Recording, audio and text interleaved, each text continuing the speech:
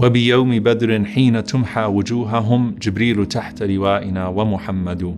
The famous verses of poetry from Ka'b ibn Malik radiallahu ta'ala anhu, as he looked out at the battlefield of Badr, and he said, the day of Badr, the day that their faces were disgraced, Jibreel alayhi salam and Muhammad sallallahu alayhi wasallam are standing under our banner.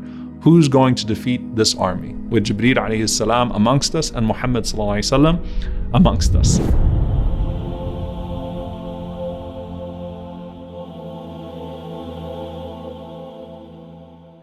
Before the battle starts, the Prophet ﷺ says, هذا جبريل آخذ برأس فرسه عليه أداة الحرب. He says, here's Jibreel alayhi salam holding the head of his horse, and he is ready for battle. He's ready to go forward.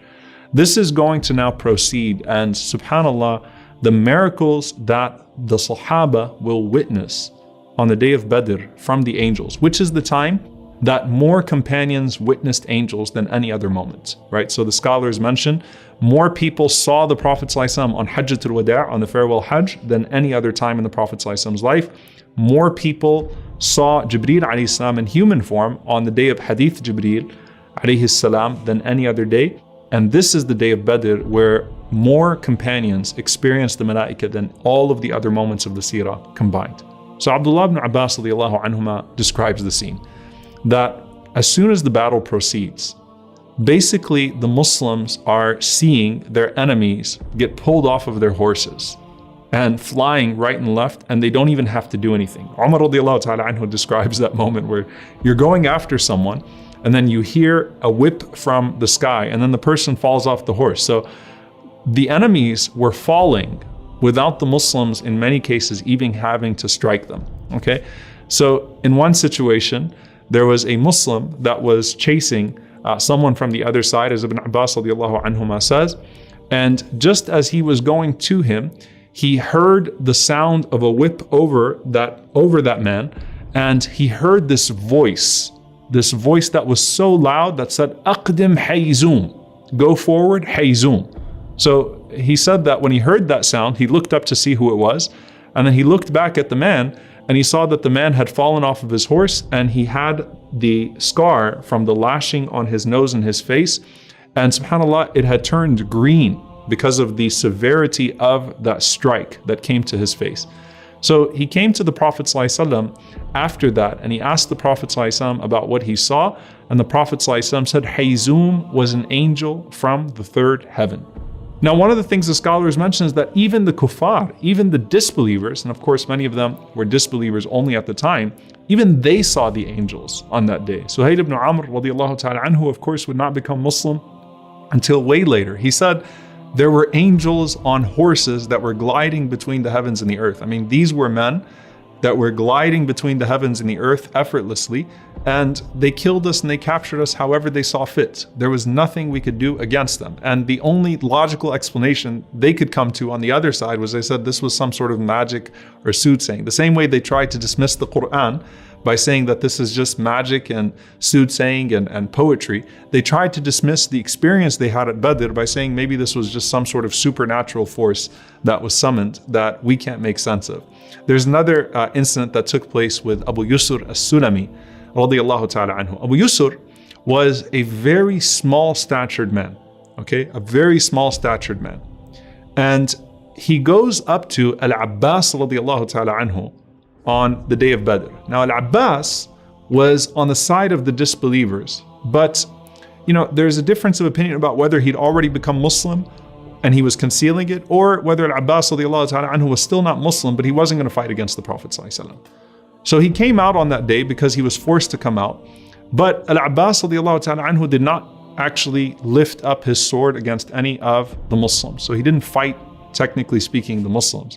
But Abbas was a huge man, radiallahu ta'ala anhu, a very large man. So what happens is that Abu Yusr goes to him, and just the idea of Abu Yusr capturing Al-Abbas is something that seems impossible, because that's what the variation of size looks like. So Abu Yusr, he comes holding Al-Abbas radiallahu ta'ala anhu back to the Muslims, and the Muslims are looking at him with just complete shock and awe. Like, there is no way that Abu Yusr was able to capture Al-Abbas. So Abu Yusr comes and he's excited. And he's saying, Ya Rasulullah, there was this man that came. I've never seen him before. And he helped me tie him up and he put him together and then he told me, go forth. And the Prophet ﷺ, he smiled and he said, لَقَدْ أَعَانَكَ عَلَيْهِ مَلَكٌ كَرِيمٌ. It was a noble angel that helped you capture Al-Abbas radiallahu ta'ala anhu and bring him back. Now, there's an incident that takes place in Mecca that's also describing what happened in Badr. Abu Rafi' radiallahu ta'ala anhu, who was the servant of Al-Abbas, he says that I was sitting with the wife of Al-Abbas, who we know was a Muslim, Lubaba al-Fadl radiallahu ta'ala anha. So I was sitting with Lubaba, and Abu Lahab was pacing nervously back and forth, waiting for the news from Badr. So he's there, he's already a Muslim and he's keeping it to himself. Lubaba is a Muslim and she's keeping it to herself. Or rather, she is a Muslim, but she's not being threatened.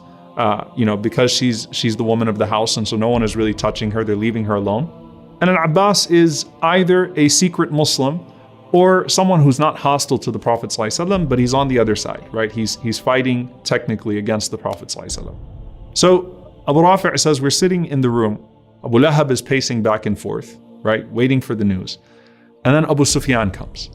And when Abu Sufyan comes, Abu Lahab stands up and says, Mal khabar, what happened?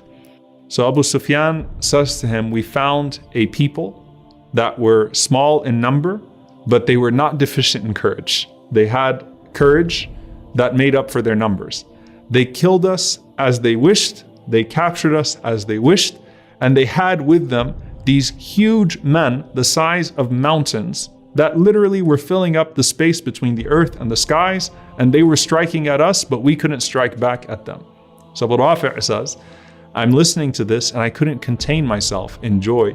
So I stood up and I said, Tilka wallahi hiya al-malaika, tilka wallahi hiya al-malaika. I swear by Allah it was the angels. I swear by Allah it was the angels. And Abu Lahab punches him in the face and starts to beat him violently.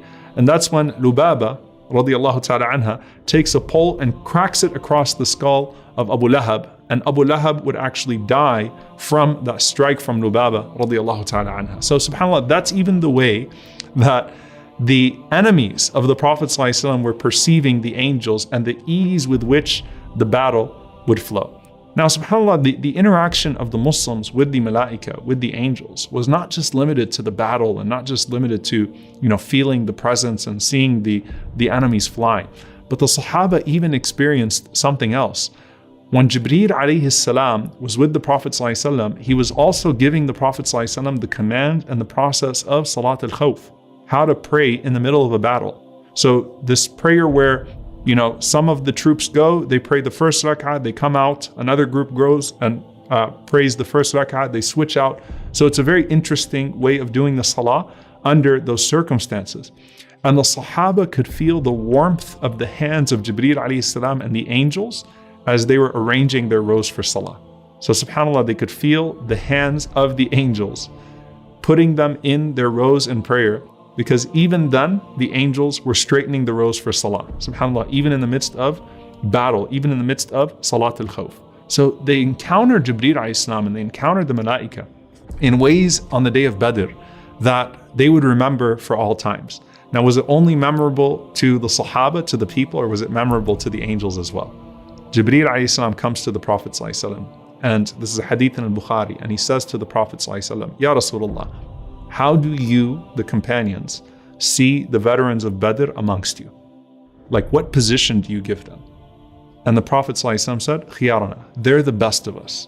We put the veterans of Badr on a pedestal. And that pedestal, by the way, would last throughout the entire time of the Sahaba. Like someone who was from the Badriyun, the people of Badr, always maintained a position that gave them a status amongst the Sahaba.